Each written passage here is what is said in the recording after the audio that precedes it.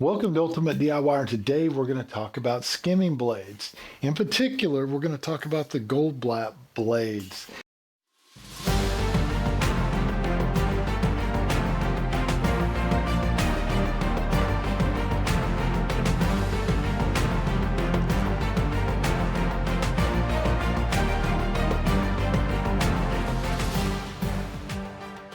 I just recently discovered this blade, and I have always used like a level 5 blade, and I thought that was the only game in town. Well, guess what, guys? It's not. This is a very well made blade.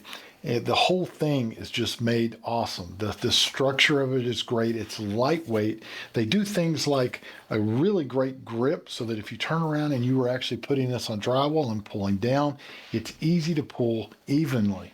The blade itself is going to be stainless steel. They curve the blade so it doesn't get bent up easily.